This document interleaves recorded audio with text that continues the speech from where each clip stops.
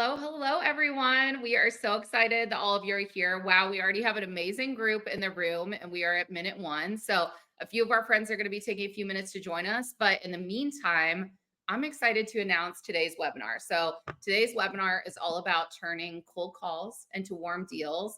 And we're going to be doing a fireside chat along with Daisy Chung. Many of you know her. She is LinkedIn famous. She's incredible. She's an amazing seller and now leader. So we're going to be talking to her. We're going to learn all of her tips and tricks. And before we dive into that, just really quickly, wanted to point out and thank some of the companies that work with women in sales today, our formal partners: AirMeet, Aligned, Aspireship, ComSort, Demandbase, DocuSign, Luster, Motive, Rework, Sendoso, The Juice, Us and Tech, Zillow, ZoomInfo, QuotaPath, Common Room. So that's a little bit of a mouthful, but we're so happy to work with these organizations. It's been an incredible year. And happy Women in Sales Month to all of those who are celebrating along with us. So we thought there was no better way than to start this month with our very first event featuring Daisy Chung. So if you're joining us in the audience, drop us a note in the chat. Let us know where you're joining from and what you're most excited about from today's event. And we're going to dive right in. As always, these sessions are recorded, so event replay will be enabled after we wrap here. So Daisy, over to you. Tell everyone who you are, where you're coming from. Tell us a little bit about you.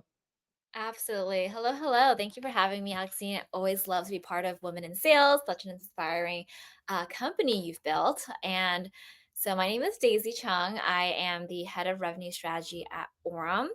I currently live in Las Vegas, Nevada, but I'm born and raised in San Francisco. Lived in California most of my life until recently I moved to Vegas here. And I've been in software sales for about 10 years now, so a decade of my life. And super passionate. It literally changed my life ever since I jumped into the SDR role 10 years ago, and happy to chat all things cold calls, sales, deals, and see how I can help. Love it. Love it. And Daisy, for those who didn't see the announcement go out, was recently promoted into this role. So she's about 2 months into this new position. And I was so just personally stoked when I saw that go live on LinkedIn. So congratulations, Daisy, on the new role. And we're so excited to have you here. So just to start out, I think a good place to start is the early days. Take us back to the very beginning. So many people see your success today, Daisy. I'm sure so many of us want to emulate the journey that you've gone on. What was sales like originally? How did you first get started? What were the early days like? Yeah, it's a good question. I mean, there's multiple time periods I can share. I think now that I'm older looking back, I probably had my first taste of sales when I was a little girl. So like starting elementary school, I've always loved those fundraisers where you sell magazines and you sell books and you get like rewards after. And I always wanted to compete with like the best awards and not knowing that was really sales. That sales attributes. And then as a kid, I was also in Girl Scout during fundraising. I've always sold the most raffle tickets, all that stuff. So like looking back, I think I've always really liked the nature of working with people, seeing people's reaction when they get the product. That's always made me super happy. But the first time I actually got paid for sales is probably in college. My first cold calling job was a company called CFG Wealth Management. We were a wealth management firm talking to people about to retire and essentially setting up meetings for them to take with our CEO to learn about the retirement plan and how we can be their financial advisor. Back then, I was paid $10 an hour, and I would make 100 to 200 calls a day manually with a phone, a binder, and a piece of pen. We didn't even have a Salesforce or a CRM, and I would book a lot of meetings, getting paid $10 an hour, and so I had a kick out of seeing people's lives change. That's to me, that's how I connect to sales. Like you sell something you're proud of and you advocate for, and you literally see their life change after the fact. That gives me the greatest joy. And fast forward when I fell into SaaS sales and it paid a lot more than $10 an hour, it made that choice a lot easier too. Love it. I think there must be a direct pipeline from any kids who participated in door to door sales. I had the exact same background. So I'm like, I think there's something to be said about if you had an early interest in that, you're going to end up in sales at some point. So love to hear your journey. Love to hear about the beginnings too, because we all started somewhere and sometimes we forget that. The fun part of this conversation, I'm actually really excited about this, is no one really talks about the early days of cold calling. Like we hear about cold calling strategies, what's working, what's not. But not as many people actually cover what it was like when they were first starting out on the phone. So can you take us through that journey too? What was it like when you were just learning to cold call, when you had your little binder and you were going through your list and doing the 100 manual dials a day? Absolutely, and I'd say, like, selling in anything that touches money, people are a lot more sensitive, and so, I would get hung up on all the time. People will threaten to call the police, the cops, that I have no right to talk to them about their money and their 401k, and so I think it taught me a lot of grit, and, and eh, and that's my favorite part of cold calling. It teaches you it's a mental skill. If you can mentally get over the rejections and turn that rejection into motivation, like I didn't feel like I was getting rejected. I didn't feel like someone was mad at me. I thought of as every person that hung up, how can I get them to hang up a little bit longer. So instead of hanging up with me right away, if they stay on the phone with me for 5 seconds and hung up, that's a win. Next time they stay on me for 10 seconds and they hang up, that's a win. So even if I booked no meetings, as long as I'm improving each time, that gave me the mental capacity to keep going. But also, you kind of make it fun. That's why good coworkers, when you are cold calling, makes the difference. People that can laugh with you, people that can give you tips how they approach it differently. I was lucky enough to have worked with great people every time I was cold calling in that bullpen, and I really think that has helped me made think of cold calling as a fun way to get to your number, but also make the job fun. No one wants to not have fun at work. Yes, absolutely. And it's so refreshing to just hear about that too. Like maybe the goal initially is just not to get hung up on. Like maybe that's step one. Maybe step two is we start to really contextualize and be more comfortable when we're doing our talk track. Like it doesn't just start out of the gates, everybody being good at cold calling. So really appreciate you taking us through that. We did get a question in the comments. So for anybody that has questions, we have a Q&A tab over here. It's right below the chat tab. If you can actually drop your questions in the Q&A tab, we're going to try to hit those at the end of the conversation, but it's going to be the only way we can keep track of them because we love having all the chatter in the main chat. So we don't want to lose your very precious questions. So drop them there. As we move forward in this conversation, we're going to be talking a bit about cold calling fundamentals and really getting into the building blocks. So one of the pieces of advice and one of the questions that's been coming up pretty regularly in women in sales, especially from some of the newer folks, is what advice do you have for folks that are struggling with cold calling? Some folks are doing cold calling for the first time. Some are kind of facing this changing landscape and environment that we're in for cold calling today. So really curious what advice you have for them specifically if you're struggling, and if you want to kind of also go into how one can actually get good at cold calling and start to build up that muscle. Yeah, absolutely. So cold calling is different for everyone. And I think the first step, if you are struggling, is identify where and why you think you're struggling. I say that because, some people might be struggling because they don't even want to make a cold call. And that's okay. Be honest. Like if you don't even want to make a cold call, you want to hang up the moment someone picks up because it just makes you nervous. You're scared of what might happen. Identify as that's the reason, or maybe you don't mind picking up the phone, but you just keep getting hung up on, you can't even get a word in. That's one reason. That's most likely your hook and how you're starting the conversation. Maybe you're able to talk for a while, but you never book a meeting. That's then you have to break down which objection you're getting stuck at.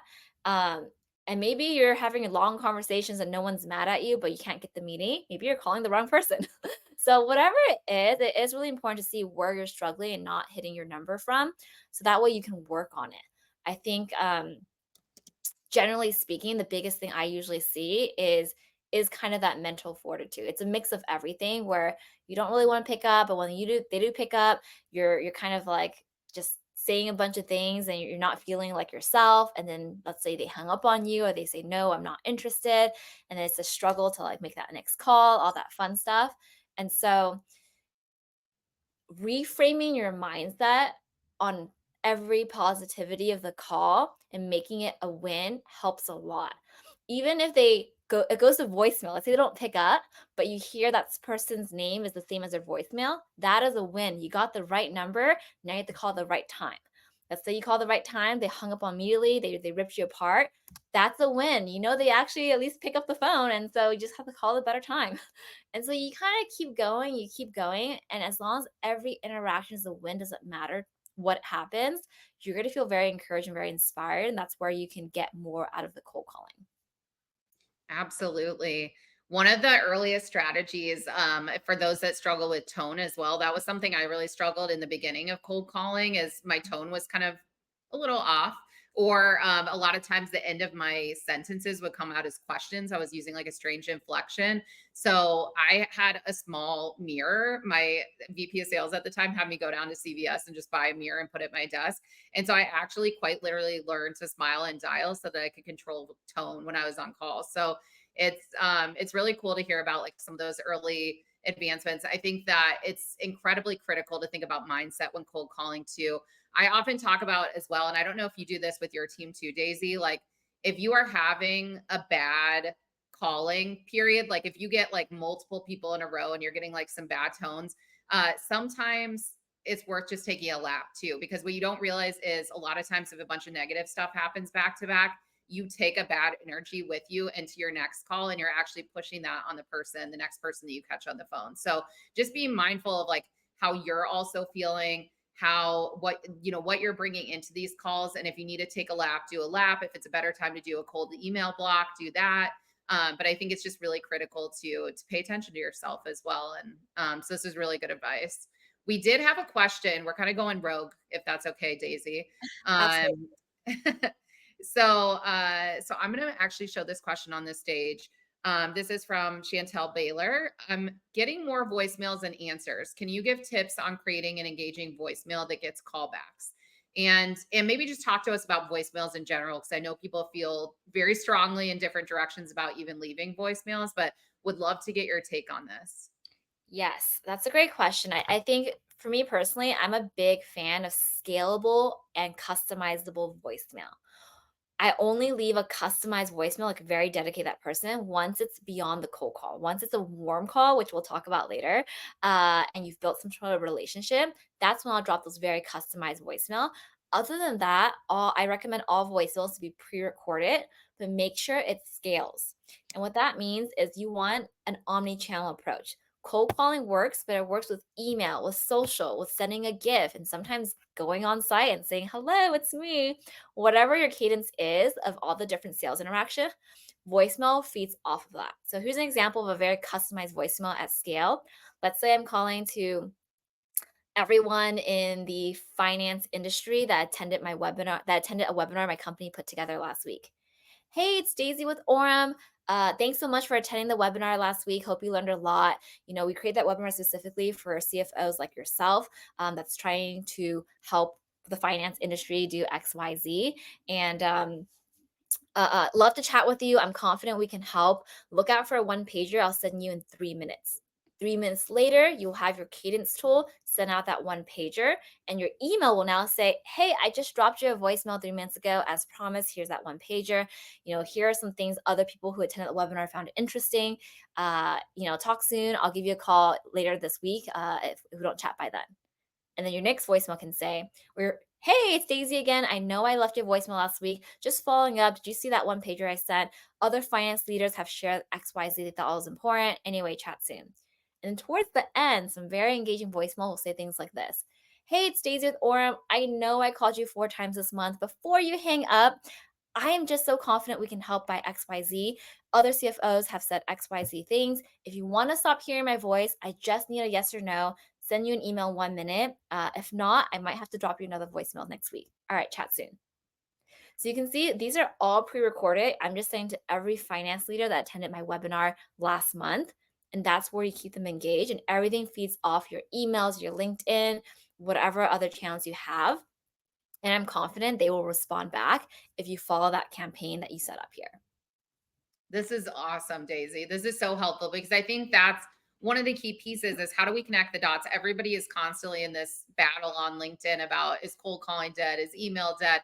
And the reality is any channel's dead that you're not using. So if you can connect the dots between these different places and figure out where each buyer wants to be met, then you can actually get in front of them. So I really love your approach. I think that's so critical.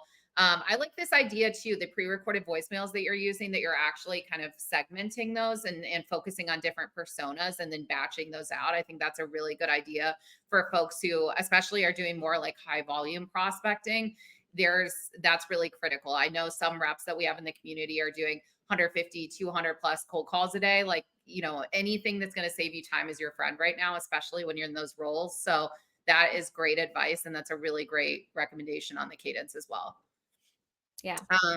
Daisy, let's take, I think the most important and critical question in this entire conversation is one that you reminded me of, which is how does a cold call turn into a warm deal? Yes, I mean, it's critical as because at the end of the day, cold calls are only as valuable as the revenue it brings in. To be very honest, even if you book that meeting, even if you had an exciting demo, if it doesn't turn to dollars for your company, then it doesn't really mean as much. And so, what that means is the cold call starts as a cold call. You've never spoken with this person before. But after that, even if they hung up on you, even if they say unsubscribe, like don't call me again, it now is a warm lead because you've spoken with someone.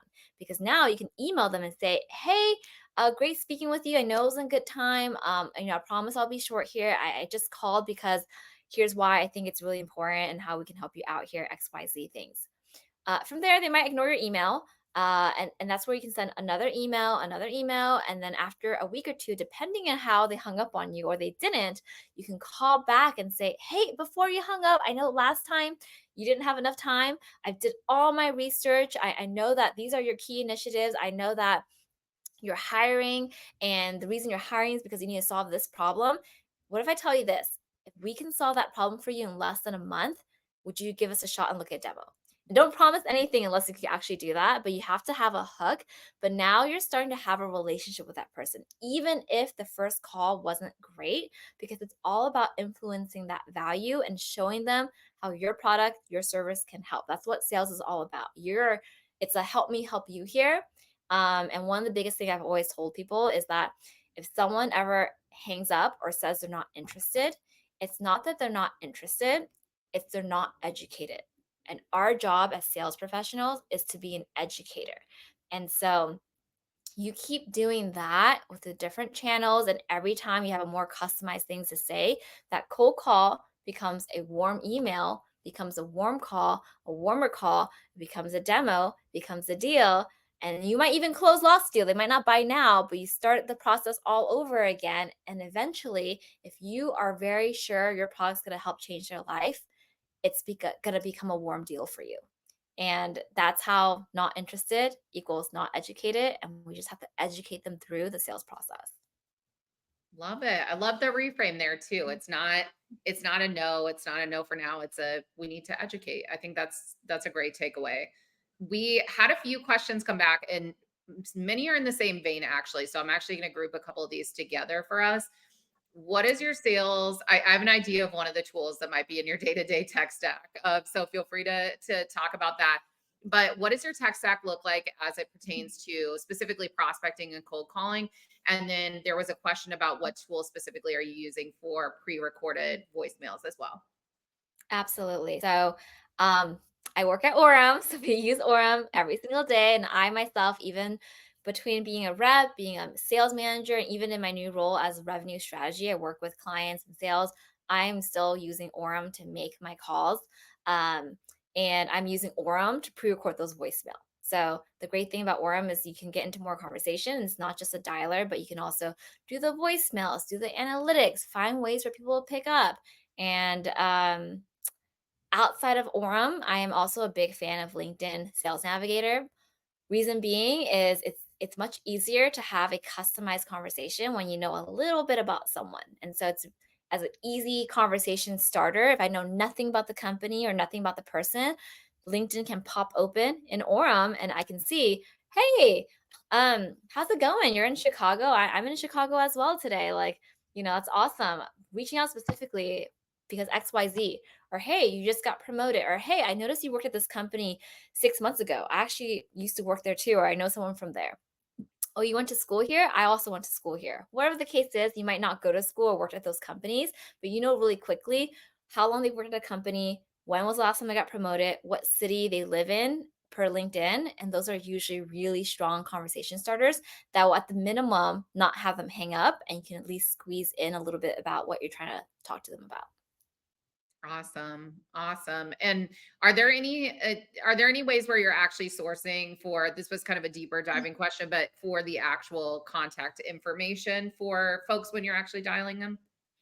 Yes. So I mean, we use LinkedIn for the prospecting.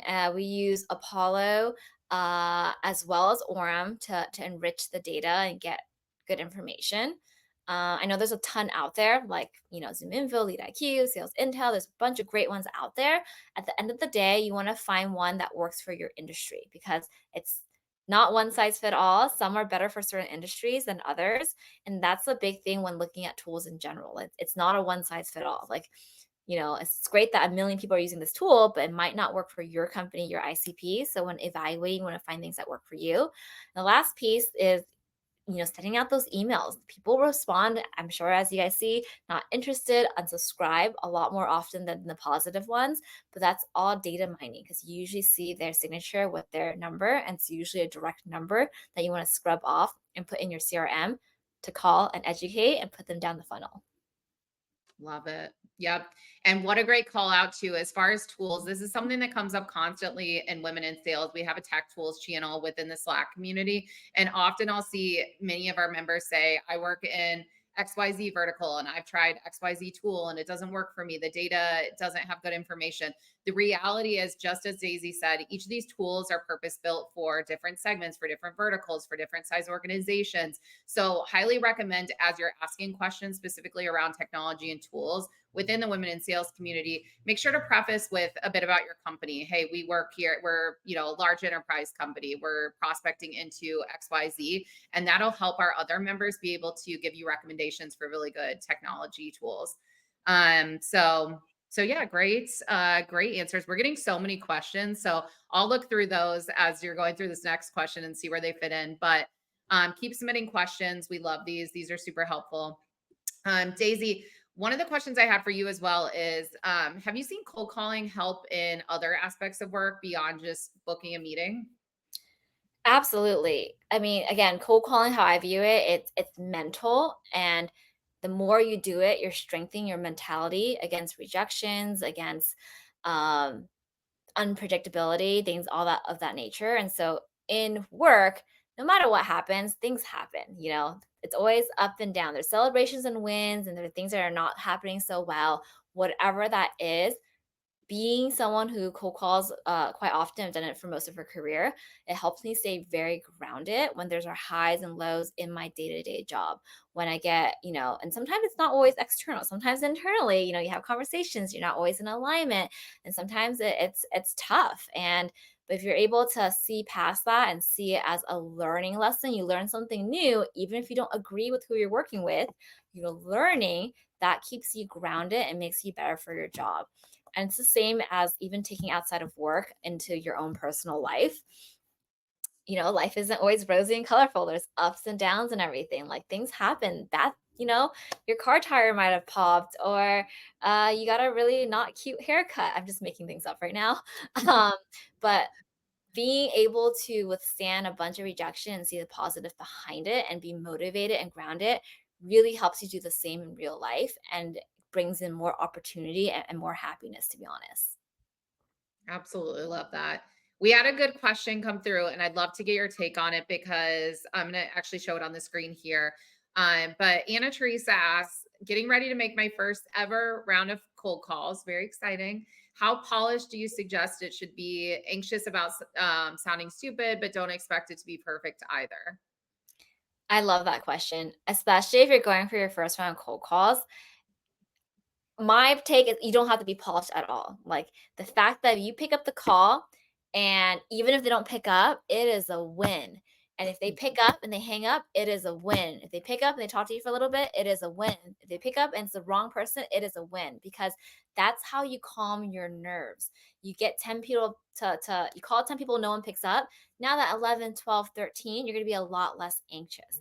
And it doesn't matter what you say, or maybe you don't even say anything because you're so nervous. That's a okay, because it's only going to get better the more you do it. So it's that quote everyone says: done is better than perfect. It's the same in cold calling. You just got to do it and celebrate every point of that win. And you're going to get better and better and less nervous. And one day, it could be a week from now, 5 hours from you made that first call, or even a year from now, you will feel that difference as long as you keep going and you take every interaction as a learning lesson. That is key because if you're not learning and iterating at every call you make, that's where you might feel a little stagnant. So, long story short, you just do it. Uh, Even if you stumble, even if you don't say any words, that's okay. And that's a win in your book. Yeah. Yeah. And Daisy, I don't know if this has been your experience, but funny enough, I was in an SDR leadership role for a short period of time. And then I went back to my AE roots where I always was.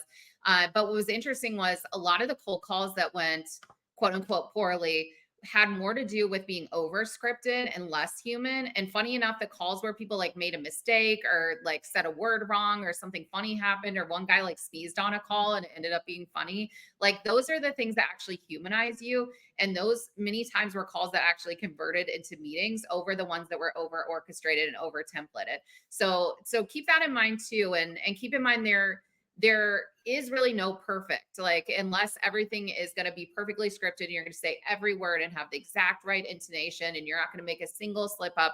That's not the human experience. And so just remember that perfect, quite frankly, doesn't exist in sales. And so let that be something that you lean on. And as Daisy mentioned, cold calling is like a muscle. The more it's going to hurt initially, like you kind of have to build up the muscle, you have to build up that stamina, and then it starts to become easier after that. So, yeah, the hardest part is picking up the phone. The hardest part is just getting started. And I think those are all really great pieces of advice.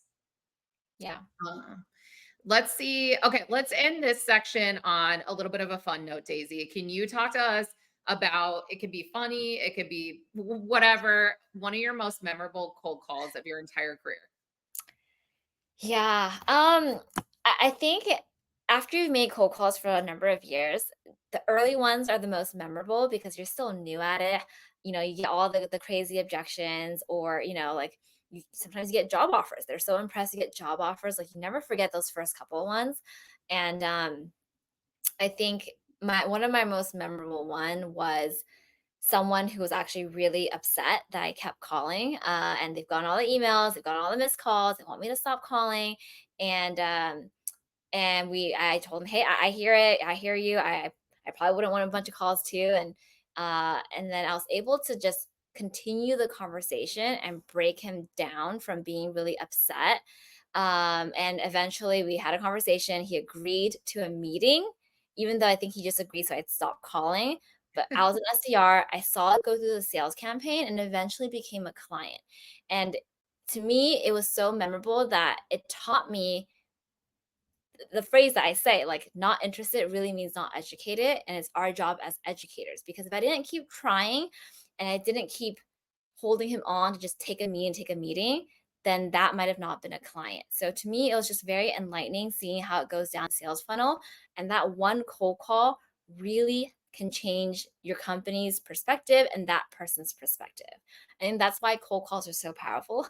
I think that's why an SDR's job is so highly valuable, sometimes more than an AE's job. An AE's job is hard, by the way, moving things to get a deal done, but that initial interest is sometimes a lot tougher than like running through the sales campaign as they evaluate. So, long story short, that was the first time I seen a not interested become actual revenue, and it just taught me the importance of cold call and cold outreach. I love that story. Daisy, we are like two peas in a pod, because my favorite story for this is always my one of my early cold calls that ended up becoming my largest customer. And it was someone that immediately was like very combative on the phone. They were like, "We know who you are. We demoed it years ago. It sucked. We don't like it. We don't want to talk to you guys. You guys are dead to us." And it was a lot of work to kind of like de-escalate and kind of let them know, hey, everyone that was on the team at that time doesn't even work for this company anymore. We have a brand new team. We have a brand new product. We Are you willing to just take a quick look? I totally understand if it's still a no after that. Some of those really combative and passionate calls like end up converting. And a lot of those stories about what some people's favorite deals that have closed have actually started in that way. So something to keep in mind is your cold calling. You just never know where revenue is going to come from. the opposite is true too. Sometimes you get on a cold call and someone's really friendly and chipper and upbeat, and then Yes. they never end up closing and they waste a bunch of your time. I would much prefer the other end of the spectrum, to be honest. So I think those are things just to keep in mind as you're cold calling. You just never know what you know until you get in there and until you start engaging. So there are tons of lessons to be learned. As Daisy and I can both attest, both with 10 plus years in this field, there's going to be ups and downs, and you're going to have some calls that are going to be rougher than others, but you just truly never know what's going to end up happening with those in the end. Yes, and I also say, like, those calls, not only at the end of those calls, you also surprise yourself. Like, you surprise yourself at how you're able to keep the conversation going and how questions just came out of you that you didn't realize you can ask, and you become more creative as you're battling some of those tough calls. And I think a lot of times, like, a good cold caller is asking questions in a way where you're not annoying them, but you're also, like, uncovering a lot of information and having them think differently. And I think that's the power of cold calls. Like, you come off more empowered and stronger, and you surprise yourself sometimes at how these conversations can go. And that's why I think it's very transformative to anything you do in life. It's very empowering, uplifting, because any challenge doesn't seem like to be a challenge anymore because you know you can do it and you've seen the end result of that before. Absolutely love it. We are covering so much ground, and I'm not kidding when I tell you this, Daisy. We have like a backlog of Q&A questions. I was not expecting people to come in so hot with the questions, and this is fantastic. So, if you're okay, maybe we take a few cold calling questions since we're on the topic, and then we're going to go into your leadership journey as well, because I want our Mhm. members to hear about how you've been able to continue to climb the ranks. Yeah. So, one of the questions that came up is from Sherry. I'm going to drop this on the stage. What are your thoughts on cold calling, mobile numbers, any preference? Let us know what you think on this. Yes, big fan, big advocate for calling mobile numbers because that's the highest connect rate in today's world. A lot of people are remote or hybrid, and even if I know there's a return back to office initiative from a lot of companies, the cell phone is the easiest way for someone to actually pick up. And I know a lot of times they people might say things like, "Oh, this is my cell phone, it's my personal number, don't call me again." That's okay because now it's a warmer conversation for you to email and you won't call that number, but you can now email and kind of continue that sales campaign. And when you have the mobile number, it gives you the right number to text because let's add texting to your sales campaign. In today's world, a lot of it is relationship based. And if you can start to get on a texting basis, even if it's short and simple, that also goes a long way. So, big, big fan of mobile numbers.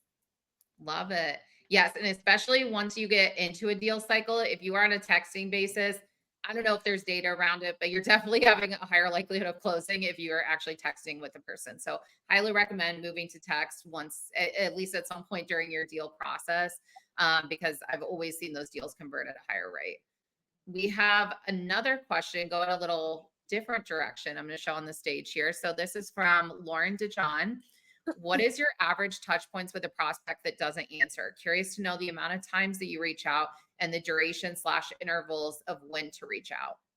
Yes, I actually love this question because I'll break it down to like how I see a sales campaign, but you never stop reaching out to this person until they say that they threaten you or something like that. Even if someone says not interested or unsubscribe, if they are a strong fit for your product, you're following up year after year after year after year, and people come back. So what I mean by that is typically your first month is the most aggressive in terms of touch point. I recommend usually two to three calls the first week with 1 to 2 emails and a LinkedIn touch. That second week, maybe 1 to 2 calls, 2 emails, a LinkedIn touch.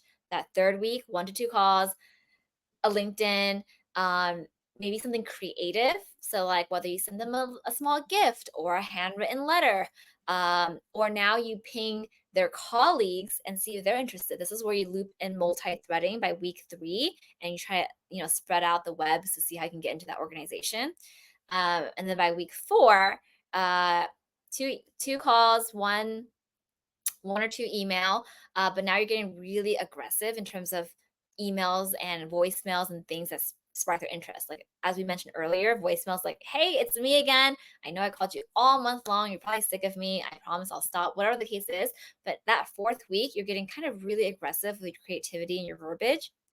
After 1 whole month of doing that, ideally, they're responding, and some will through a campaign like that, but now you're scaling it to once a month. You're doing, a cold call, a thoughtful email, LinkedIn, and something creative. I add this something creative to all my sales campaign because I don't know what it is at this time, but you got it. That's when you do the customization. That's when I dig into the LinkedIn. I find a gift that makes sense. I find mutual connections. I hit up a partnership person that knows someone that knows someone.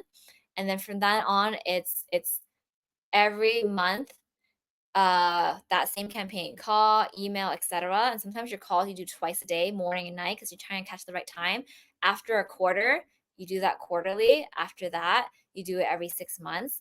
And this whole structure of a campaign is based on that initial reaction. So if they haven't responded, this is what you do. If they didn't respond and said, "Hey, send me more information. Let's talk in 2 months," you 1 month later, you continue that sales campaign. Maybe it's not interested, then instead of doing this 1 month of being proactive, you space it out between every month. And so you create campaigns and cadences for those three key responses: no pickup, the not interested, and the interested open, talk to me in the future. You do that, everyone has a place to go, and you're always keeping up. And the moment timing is right. That's why sales is an art, science with some luck and timing. You can't control luck and timing, but you can influence it with your campaign. Because the moment something breaks in the current tech stack, the moment there's an issue, you're doing free advertisement into them that they'll think of you naturally. Because if you don't do all this nurturing, the company that comes and nurtures them at the right time, they're going to go with that. Because when people buy, it's not always the right tool, it's the tool that makes sense and the most convenient at the time the pain is there. So, long story short, this whole nurturing process goes a long, long way to building your stack. And I know I'm going on a tangent, but I'm really passionate because if you do this for every single person in the sales funnel, it's all a cold call, warm call, warm call, warm call, warm deal. You're going to create a book of just referrals and references. There's going to be a world that you're so stacked with all the leads of just people remembering you. You build all these relationships. You don't have to cold call anymore. I mean, you can still, but all your pipelines coming from warm leads referrals. All your clients are coming from people who bought from you before. And that's the end all be all gold star that you can get to. But it starts from not letting go of the gas with every person you interact with. All right. If we're taking a snippet from this webinar, that's going to be it. Everything you just said, you just dropped a bunch of knowledge in a very short period of time. So I will be going back into this webinar, taking that section of what you just spoke about and making sure our members see that piece. That is so critical. Everything you shared is so timely. And I think the biggest piece here, and one of the big takeaways is notice, for everyone that's out there with us, Daisy has a formulaic process. And that's why this is working. It's not that she's having like quick hits and like hoping for the best over here. You have a formula to begin with where you're actually kind of segmenting out everything. You're deciding what journey to send each of these leads down. You're figuring out your nurture cadence. You have the steps set forth. You're sending people down different pathways. That is where sales success comes from. You have to have a vision, an idea, and a plan, and then execute on it. And then you start to get those residual wins like Daisy was talking about. Then you get some of the surprise, accounts. They aren't really surprises. They're just planning that executes properly and pays off later down the road. So critical everything that you just covered, Daisy. Thank you for going through that. And fun fact, quick aside, the reason that I got to know Daisy in the first place is that her VP of sales, Colin, who's amazing at Orem, was the one who initially told me about her and about what an organized and diligent process she had, how incredible she is as a salesperson. So it's just really cool to see all of these ideas come into action, to watch your career growth and trajectory after hearing that about you. So I can absolutely see why and how you found success. And I'm just very grateful that you're sharing this with our broader community today. Absolutely. I know we're transitioning to leadership next. So shout out to Colin. Great managers and great leaders do help a lot.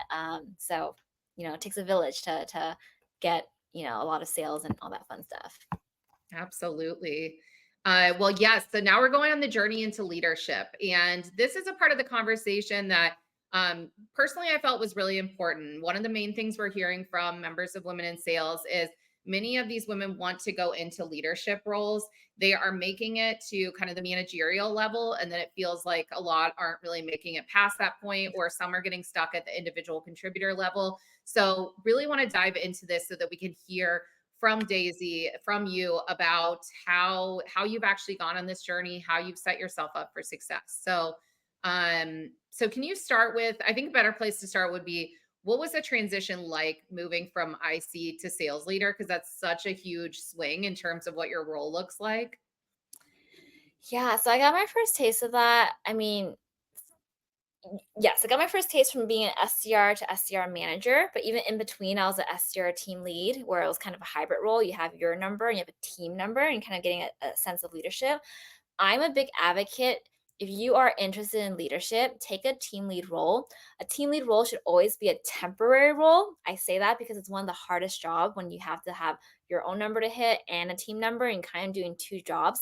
But it is an important transition to kind of get a taste of leadership because a lot of people think that that's the next step up, and you want to be a manager and then a director and then a VP and then a C level, and that's going to make life dandy, and sometimes it does, but sometimes it doesn't. Leadership isn't the end all be all. You don't necessarily make the most money in leadership, especially in sales. I will share for a fact that I did take a pay cut every time I went to leadership from an IC role, but I also went to it because I wanted to challenge myself with a different set of skill sets. So long story short, I just want to paint this picture that it's not always rainbows and butterflies to go up that ladder. And it can Mhm. be depending on what your goals are for your career and how that impacts your personal life. Because leadership does demand a lot more time after work sometimes versus an IC role is you hit your number and you can continue working more to like get accelerators, or you can like call it off and not really think too much about it. But at the same time, leadership does have a lot of satisfaction and a boost in happiness and all that you don't get as an IC2 when you impact other people's lives. Back to the original question, that is to say, when I first transitioned, I candidly was never looking to go into leadership. I kind of fell into leadership, to be honest.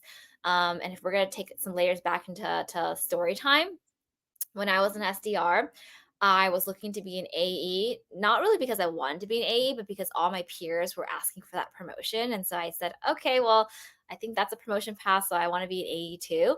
And at that time, I actually got nicely rejected and saying, hey, like, you're a great rep. I was actually SDR of the year, all the accolades, never missed my number, won every spiff, all that fun stuff, but I was rejected compared to other reps who didn't hit as much as my number because from a maturity standpoint, I was, I think, what, 23 years old.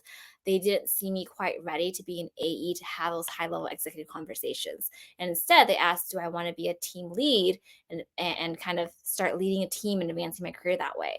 And so I love that because I took that to heart. And as a leader now, it's something I also see and explain to people that are looking for that next promotion, but they might not be quite there yet. Even if their numbers are through the roof, it doesn't necessarily mean you're going to be good at that next role. And when you're at that next role, you don't only want to be good, you want to be great because a lot of people get, unfortunately, let go if you're not a great like closer. You'd be a great SDR. So you want to be promoted at a time where you can absolutely crush it. So anyway, long story short, I fell into leadership because I got rejected from being an AE, and it made sense because maturity wise, I was still, in my early 20s and, you know, not able to hold that type of executive conversation you need for that role. And so I fell into leadership, and and it was a transition. As mentioned, I was top SDR, all this stuff, and I learned really quickly being a good SDR, being a good AE does not mean you're a good SDR leader, a good AE leader. It's a whole new skill set of working with people, and I'd say the biggest skill set is learning how to hire the right people and let go of the wrong people when it Mhm. makes sense on both ends. Like firing should never sound it's not like a they're not great. It's just not a great fit for the org and they're probably not happy, not producing and not making what they want to make. And the faster you understand and rip off that band-aid, both parties are happy.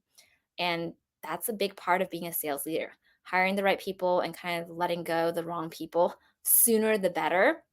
Mhm. Um and understanding and working with everyone's motivations and skill sets and helping them advance their careers. So if I had to like round it all out, and yes, like leveling them up in the skill sets of cold calling and closing deals, but more importantly, people management is what you're signing yourself up for.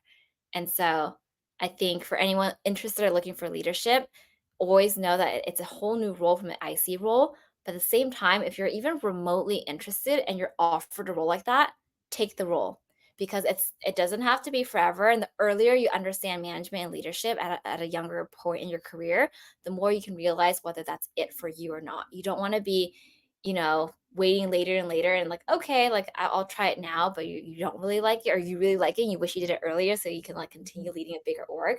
So long story short, my advice is to take the role and learn quickly whether or not it's for you.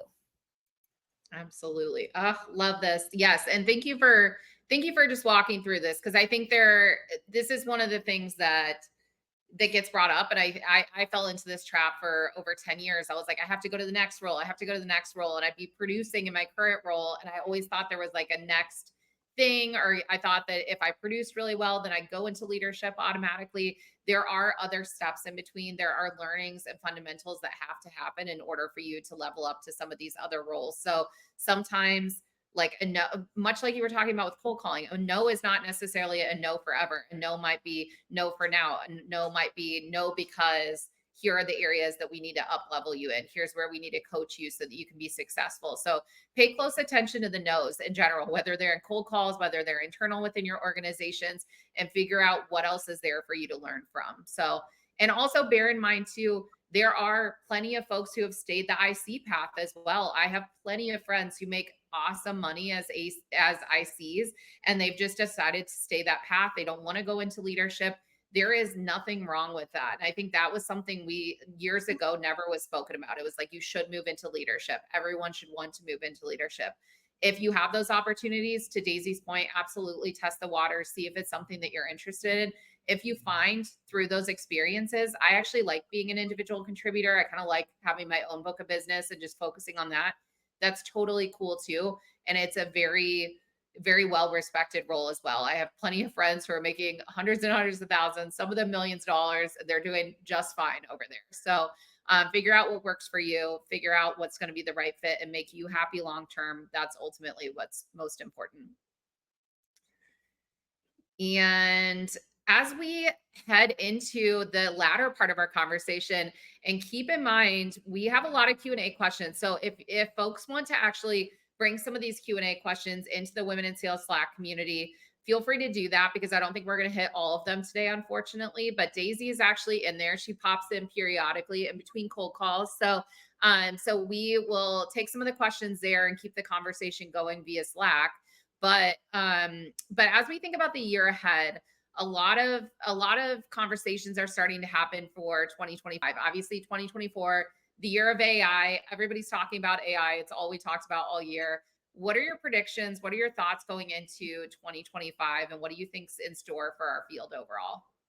Yeah, yeah. So in the world of AI, I know a common thing people are saying, not just in sales, but in general, is like, is AI going to replace human capital? Is AI going to replace my job? I'm a firm believer, no, that AI is not going to replace a salesperson's job. It's going to help and automate.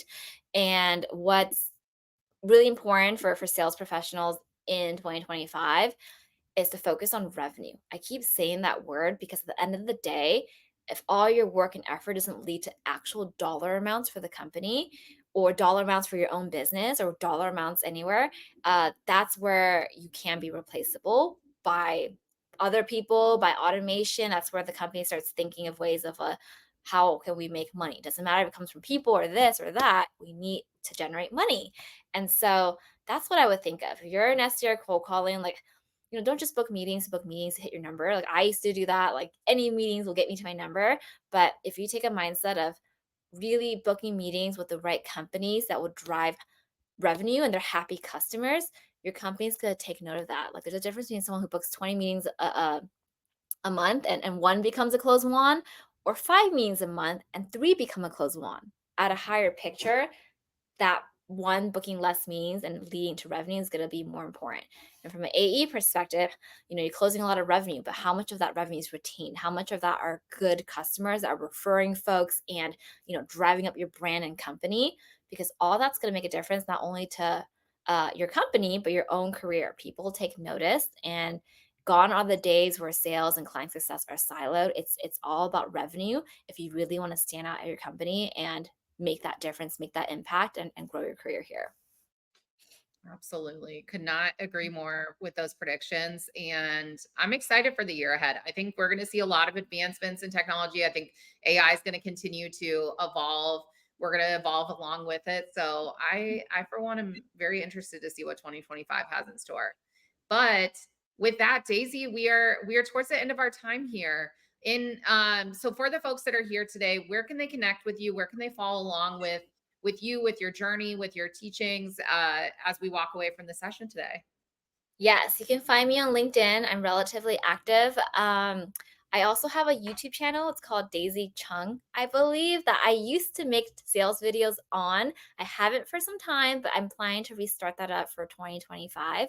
So if you want to check out some videos where I break down fun facts and how to be better in sales, you can find me there too. Amazing. And one final question for you, Daisy. I always like to think about this. What is one thing that you started doing in 2024 that you're going to take with you into 2025? Oh man. I'd say um I just got a puppy, to be honest, this past year, and the puppy changed my life. And when time gets really busy, sometimes, when I'm walking or feeding the puppy or playing with the puppy, I'm like kind of thinking about work or other things, all my to-do items of the day.